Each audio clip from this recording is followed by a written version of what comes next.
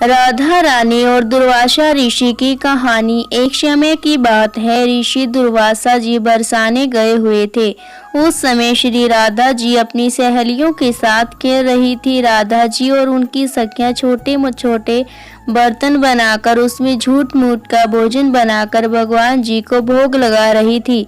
श्री राधा रानी और उनकी सहेलियां ये सब कर ही रही थी कि अचानक से ऋषि दुर्वासा वहां आ पहुँचे। ऋषि दुर्वासा को देख श्री राधा जी और उनकी सहेलियां ऋषि के सम्मान में उठ खड़ी हुई और उनको सादर प्रणाम किया और बड़े ही सरल भाव से उनका स्वागत करते हुए उनको बैठने को कहा।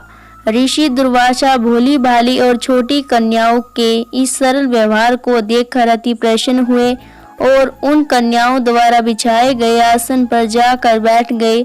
जिन दुर्वासा ऋषि के सेवा में कोई त्रुटि न हो जाए, इस डर से त्रिलोकी हमेशा डरती रहती थी। उन्हीं दुर्वासा ऋषि की सेवा भाव श्री राधा जी और उनकी सखियां बड़े सरलता और प्रेम भाव से कर रही थी और दुर्वासा ऋषि उन्हें देखकर सिर्फ मंद मंद मुस्कुरा रहे थे। फिर राधा जी की सखियां कहती है कि हे ऋषि देव, क्या आपको ज्ञात है कि मेरी राधा रानी बहुत ही स्वादिष्ट लड्डू बनाती है और उन्हीं लड्डू से हमने भगवान का भोग लगाया है और अभी आपको भी प्रसाद के रूप में वितरित करेंगे। उसके बाद राधा जी की सखियां जाकर राधा जी के हाथों से बने हुए लड्डू का प्रसाद तो लाती है, परंतु वह लड्डू वज्र राज का बना खेल खेल में बना हुआ झूठ का लड्डू था।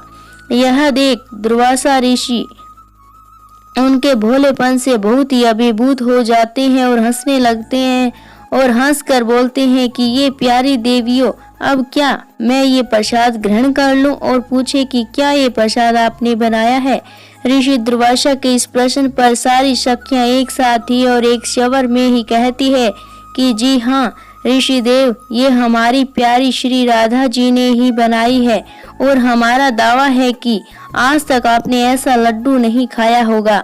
उसके बाद ऋषि दुर्वासा जैसे ही उस झूठ के बने लड्डू को प्रसन्नता पूर्वक अपने मुख में डालते हैं, वैसे ही ऋषि पूरी तरह से आश्चर्यचकित रह जाते हैं, क्योंकि एक तो उस लड्डू में वज्ररज का स्वाद था और ऊपर से उसको समय श्री राधा रानी ने अपने हाथों से बनाया था। इससे ज्यादा और क्या ही हो सकता है। अमृत को भी फीका कर दे ऐसा था स्वाद उस लड्डू का। वो लड्डू खाकर ऋषि दुर्वासा की आंखों में खुशी के आंसू भर आए और उसके बाद अत्यंत प्रसन्न होकर श्री राधा जी को अपने पास बुलाते हैं और बड़े ही प्रेम से उनके सिर पर अपना हाथ फेरते हुए और आशीर्वाद देते हुए कहा कि बेटी राधा, आज से तुम अमृत हंसता हुई, मतलब अमृत बनाने वाले हाथ, तुम्हारे हाथ से बना हुआ भोजन या कोई भी पकवान खाएगा वह दीर्घायु वाला और हमेशा विजयी होगा। ऋषि दुर्वासा जी धन्य हैं जिनके आशीर्वाद में श्री कृष्ण और राधा रानी की अत्यंत मनमोहक लीला के लिए एक मार्ग दिखाया। कहानी पसंद आए तो वीडियो को लाइक और सब्सक्राइब जरूर करें। धन्यवाद।